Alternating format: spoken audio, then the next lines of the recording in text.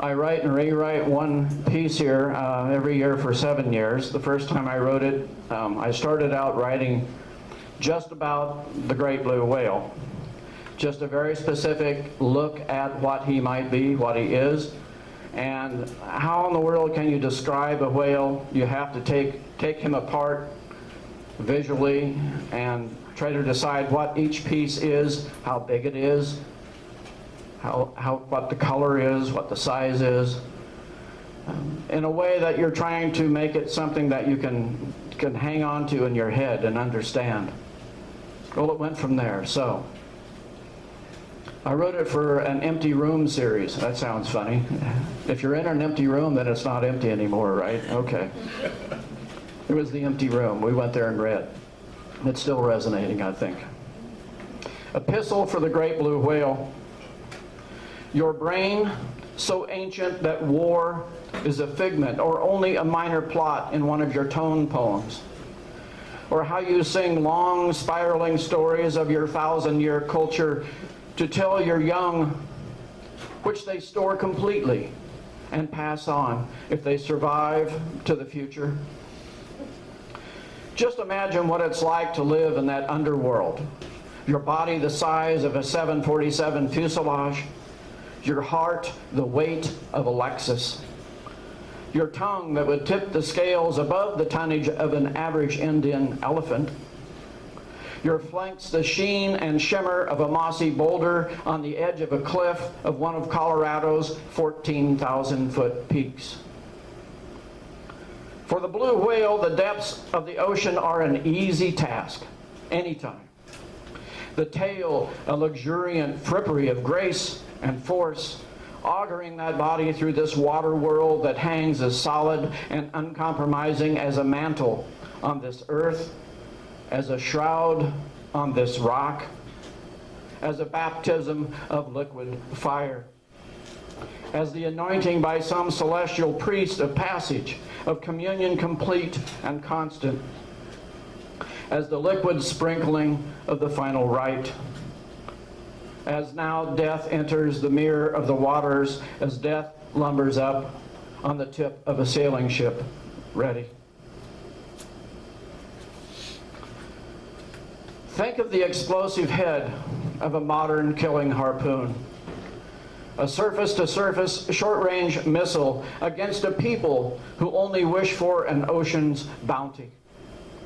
A cloud underwater of tiny krill, an impossibly small creature who passes into this earth, passes into the whale, tons and millions at a time. Now think of our krill, the populace of a minuscule Asian village, the containment pens of South African apartheid, the walled-off penitentiary of the Palestinian settlements of Israel, the survivors in the refugee camps of Darfur, the wavery-haunted streets of East LA, the continual depression zones of Southside Chicago. And remember the poor, proud people living in Nebraska's poorest counties, among the poorest in this nation. We humans swoop and swallow in the name of a God, in the name of a security, in the name of commerce, justice, and order. The corporation of us. We spit out nothing. We swill, swelter, burn, and digest. How is this a rite of passage to civility or honor? How can it be anything but shame we cover with a thinning veil of forgetfulness, of scandal enveloping us all? Think of our children, waiting, watching, growing. What do they learn when the harpoon burrows deep inside a great blue whale? What do they learn from our fractured forgiveness, our consummate forgetting, our constancy of delusion, our temple of the eternal self?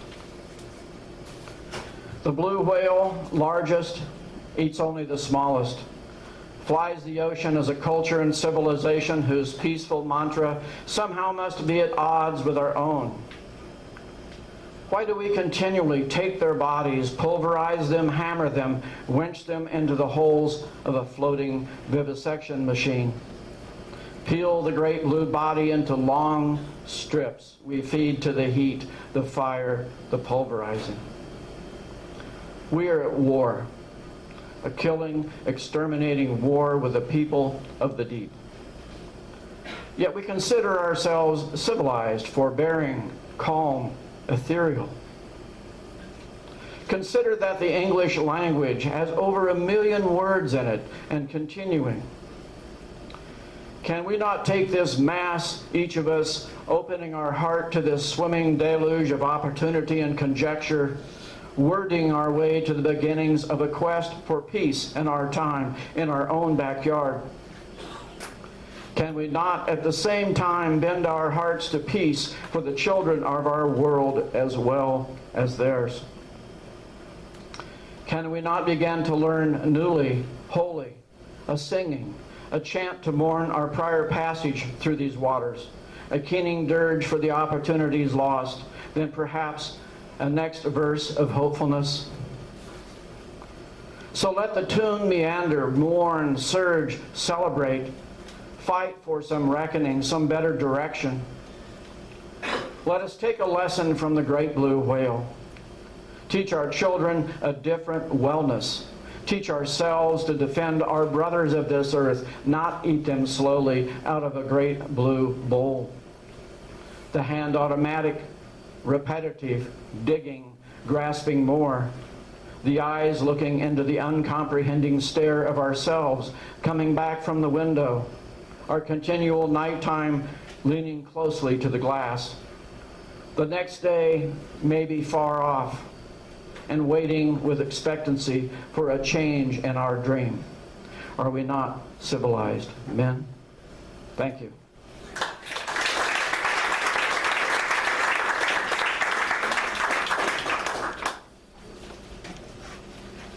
I'm done.